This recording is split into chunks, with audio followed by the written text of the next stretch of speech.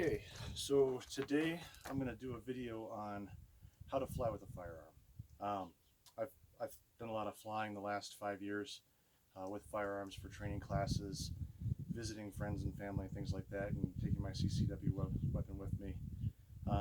And when I first started thinking about the idea of flying, to Vegas or some other state with a gun, really wasn't sure, how that whole thing worked, and that's probably one of the biggest questions I get asked by a lot of friends when I'm talking about going to Vegas or Arizona or wherever to take a firearms classes. Well, how exactly do you fly with a gun? How tough is it? What's involved with it and that sort of thing.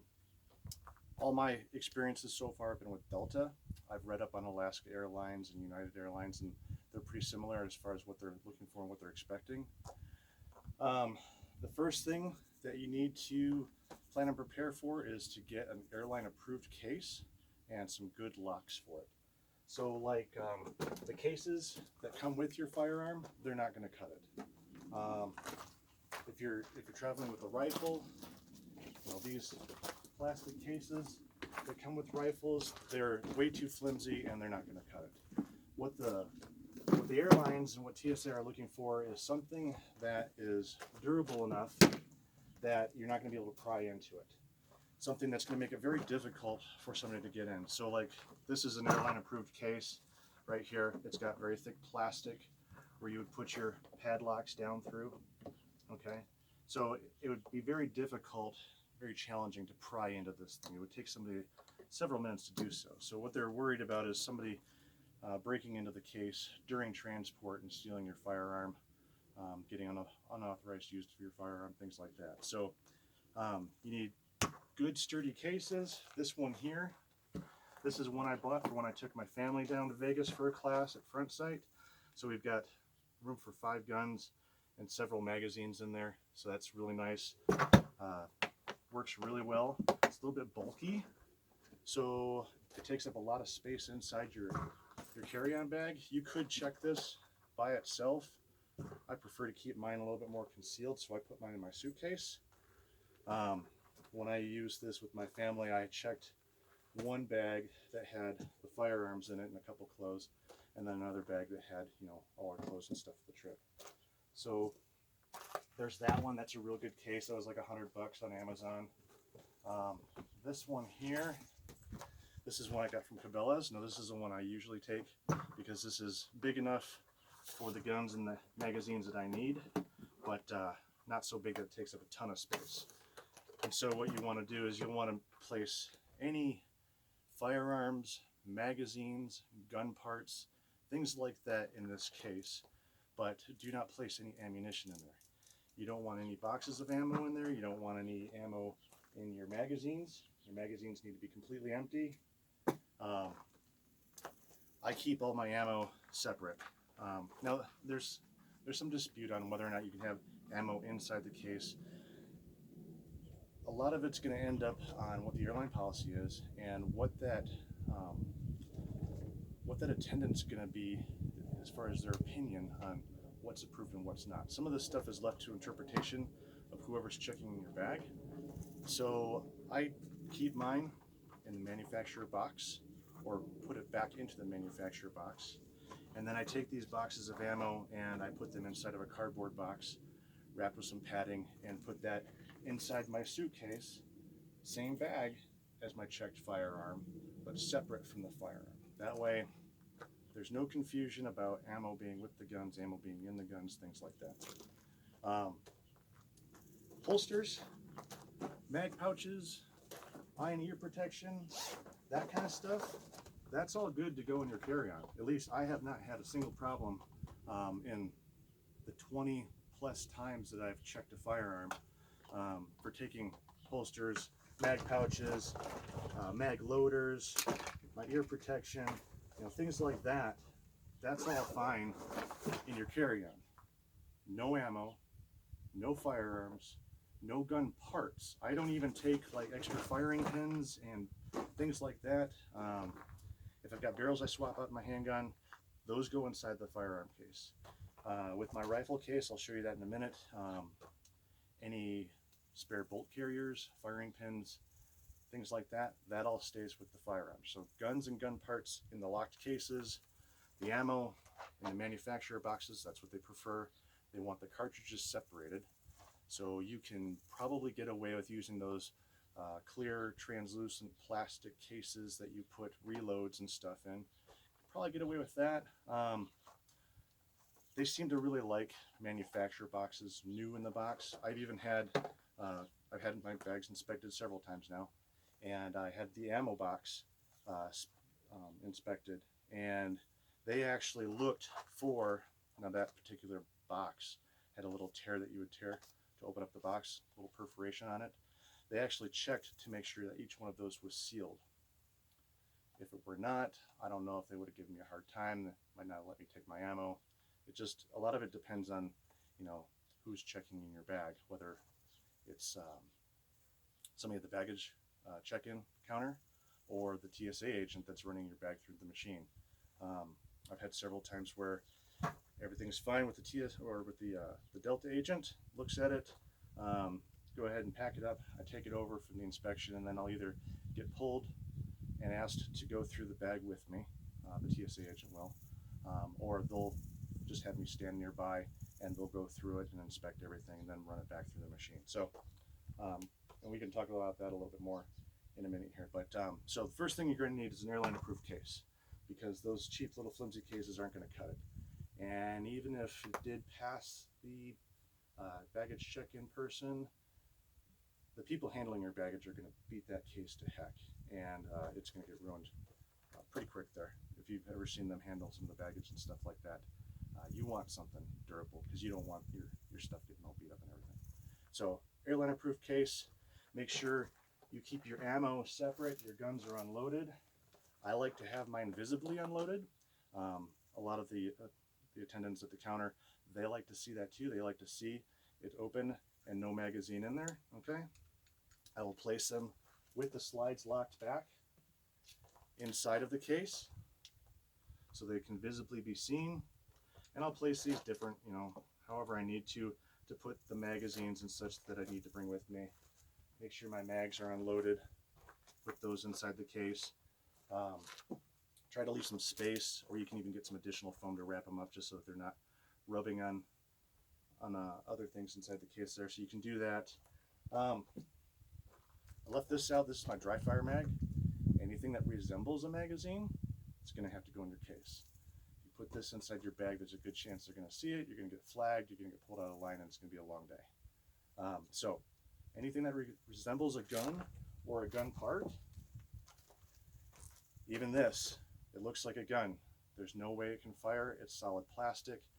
This has to go inside of a gun case, okay? And as ridiculous as it sounds, even this toy musket pistol, I got this for my son years and years ago. I got one like it not too long ago, just kind of as a joke. We were on vacation, and it's a long story, inside story, but anyway, I wanted to bring one of these home for him from Michigan back to Montana, and this, you know, this style of gun, this toy gun, had to go inside my gun case. Couldn't go in my check bag or anything like that. Couldn't even go loose in here because it resembles a gun. It has to go in a gun case. So keep that in mind. So you're going to place everything in there. I like to leave mine visibly unloaded, because there is a good chance that the attendant checking in your bag is going to ask you to open this case. They don't always. They've always had me open the rifle case, and because they need to place a card that says this firearm's been inspected, is unloaded, they'll place this inside the rifle case. Some attendants have had me open my pistol case so they can visibly inspect them. Some have not. But you want to be able to do that. Typically, you're going to arrive with it locked. Okay, I'm not going to lock these right now. You're going to have this inside your suitcase. Let me step back for a second. At home, you're going to pack everything up. Accessories like mags, mag pouches, or magazine pouches, and holsters, and glasses, and earmuffs, things like that, they can go in your carry-on. guns and gun parts inside the firearm case. Firearm case needs to be locked. You need to be the only one with the key that holds the key for this. Okay, nobody else can have the key, just you. And this is not a TSA lock. This is your padlock, your lock that nobody else has a key to. Ammo and ammunition, if you take it with you, side note, Delta allows up to 11 pounds of ammunition inside protective casings. That accounts to about 300 rounds of 9mm. So a lot of times I'll take that for my classes because we shoot 500 to 1,000 rounds in a class. So I'll bring 300 rounds with me if I can, if that class allows it, things like that. So that all goes in your case. You're going to have your clothing in here. You're going to have everything all packed up the way you would have it when you go to leave. All right, pretend these are in a box. You're going to have this zipped closed. You're going to have a TSA luggage lock on your checked bag. Okay, you're going to go up to the counter and you're going to tell them that you need to check an unloaded firearm. Make sure that they hear you clearly that it's an unloaded firearm, so they don't think you're saying a loaded firearm. They're going to have you put it up on the scale. They're going to have you open it up. They're going to weigh it too. Okay, make sure it's under that 70-pound limit or whatever it is. You're going to open up your suitcase, and then they're going to want to see the case. They're going to want to see that it's locked with some padlocks. They may or may not have you open it. If they do have you open it, you pull it out as discreetly as possible. You open it up and show the attendant there at the counter. They will give you an orange card that you will then sign and date, and they will sign and date, put their number on it, and what it says is firearms are unloaded. They've inspected it. You've inspected it. You're going to put this back inside your suitcase. Okay. You have the keys to that on your person, in your carry-on bag, on your person, not in the suitcase at all. This is going to get placed on top of the case. I like to use a sweater or hoodie or something like that to place on top of the case. You're going to close it up, and then you're going to lock it with one of these locks. And the reason it's a TSA luggage lock is after they check your bag, they're going to put some stickers on it, and then they're either going to put it on the conveyor or they're going to have you take it to a place to have it go through one of the machines to scan it. If you don't use a TSA lock on your luggage, when they see a firearm, they might cut it in order to look inside to see if you have this orange card or not. Okay, so by using this, they can open up this bag. They still do not have access to your firearm because you're the only one that possesses the key.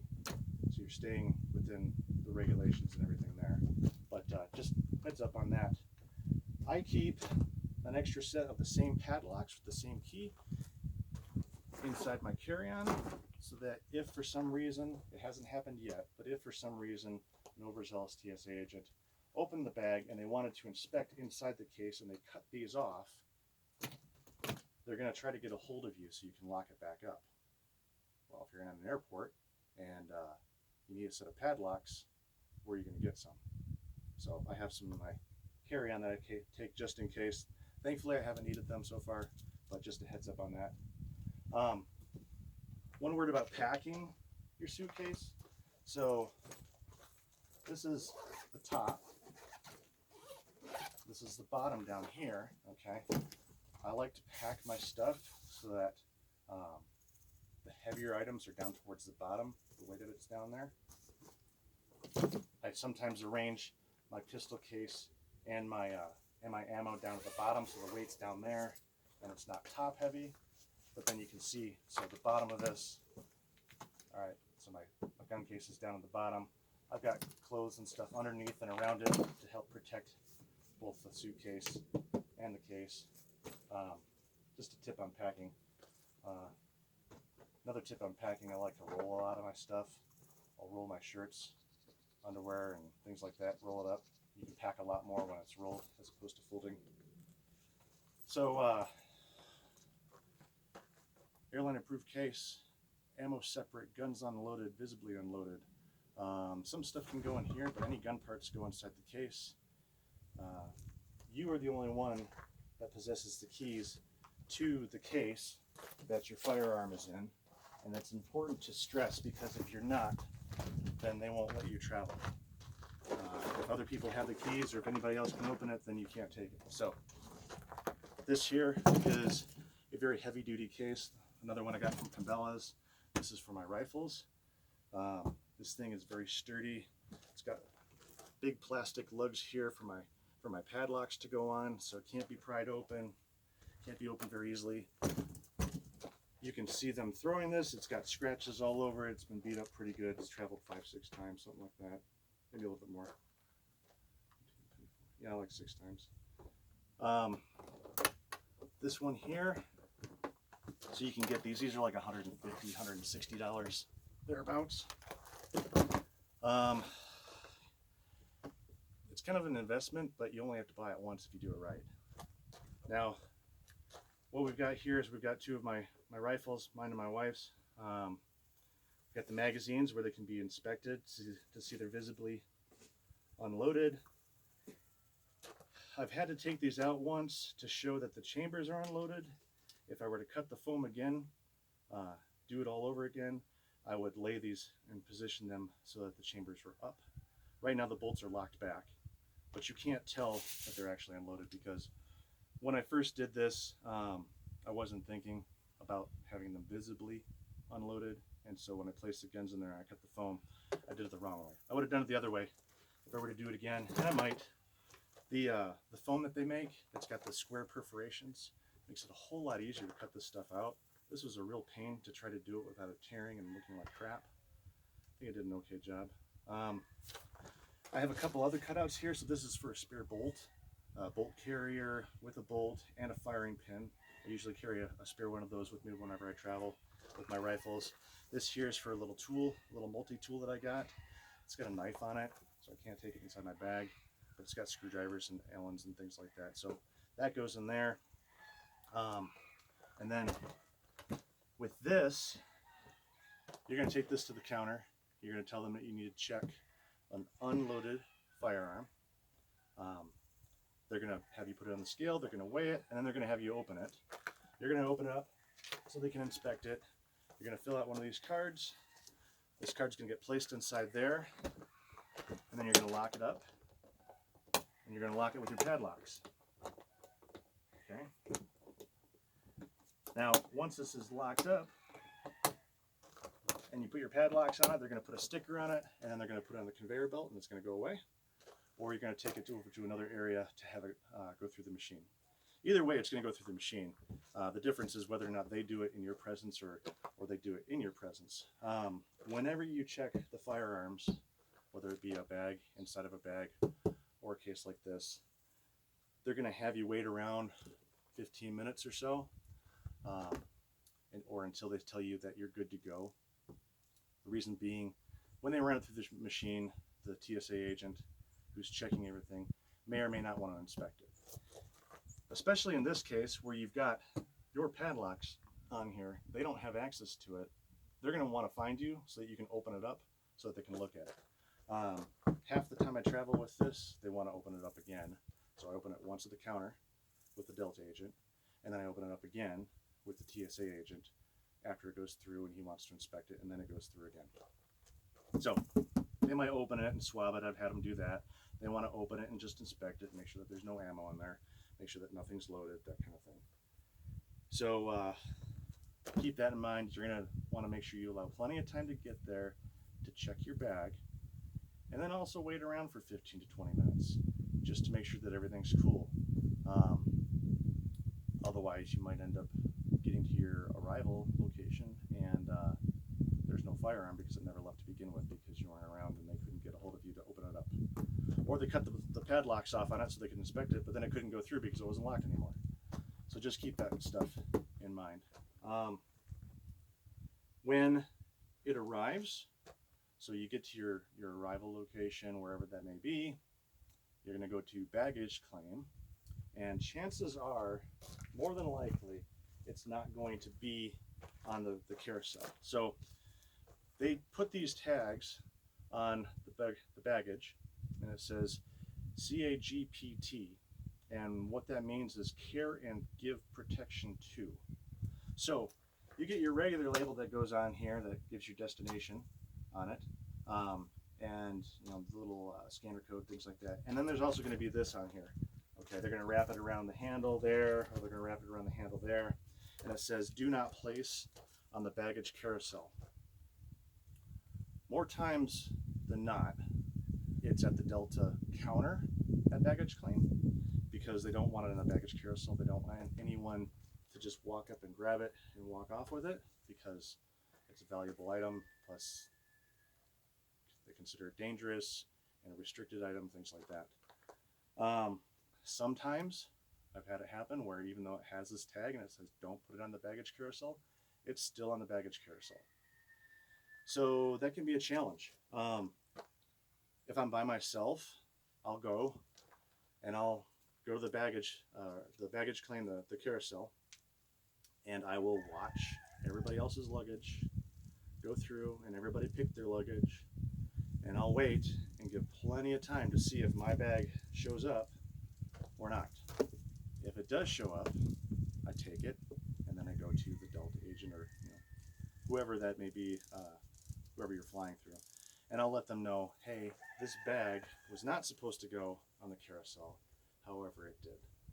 And they'll say, okay, thank you very much for bringing this to our attention, we'll take care of it. And they'll address it with whoever's handling the baggage. But more times often than not, it's at the main carrier, the airline counter in baggage claim area. So I'll go to the Delta area, and they'll have different bags that are there that for whatever reason don't get put in the carousel. And my bag will be there. I'll show them an ID, they'll check it, and they'll make sure that everything matches, and they'll say, there you go, Mr. Larkins, have a good day. The other thing that they'll have is they'll have these big, nasty zip ties, at least if you fly Delta. There was an incident a few years ago where a person got their bag off the carousel that had a firearm in it, and they went in the bathroom and they came out and shot up a bunch of people at the airport. So now Delta will wrap your bag both this way and this way a lot of times with these nasty, ugly looking zip ties. You'll want to make sure that you have a way to get these off when you get to your destination, in order to get everything out of your bag. They don't want you taking these off in the airport, so don't do it. Wait until you get out of the airport, wherever that may be. But you'll find these wrapped around, and without a pair of cutters or a pocket knife or something like that, they can be kind of a challenge to get off. So just keep that in mind. You'll want a way to get these off. If you're traveling with somebody else, maybe have them put some little wire cutters or some snips or some big toenail clippers or something like that in one of their bags, one of their checked bags. So keep that in mind too. Anyway, flying with a firearm isn't all that tough and scary. It's a little nerve-wracking at first. The main things are, like I said, make sure you have an airline equipped case. Make sure that the gun is unloaded, visibly unloaded perhaps. Make sure your ammo is separate. Make sure all that stuff is in your checked bag, and done the way that it's supposed to be.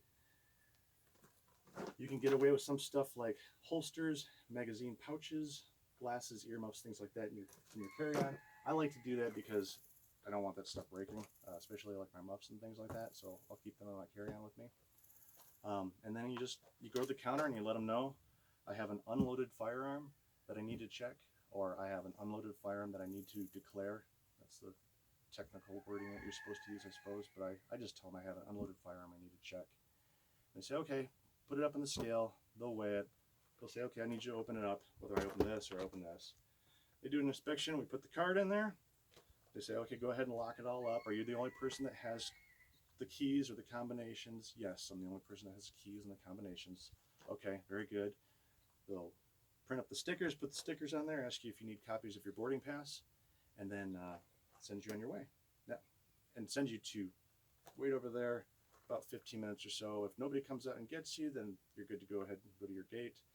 Otherwise, stay here in case somebody has some questions for you. That would be the TSA agent who's actually scanning your bag. I do that, hang out for 15 minutes or so, look at my watch, look at my phone, see what time it is, wait. At that time, a lot of times I'll look over at the person who helped me check my bag at the Delta counter, and I'll wave to them, they'll wave back to me, and then I'll be on my way. When I arrive, I go to baggage claim. If there's two of us, we'll split up. Somebody stays at baggage claim, somebody goes to the Delta counter. If it's just me, then I go to the baggage claim, the carousel, wait there. If it doesn't show up on the carousel, then I go to the Delta counter and I get my bag from there. So just make sure you leave yourself plenty of time, both before your flight and after your flight arrives, to deal with the little bit extra work involved, but it's really not that bad. So hope this video has helped and been informative, and thanks for watching.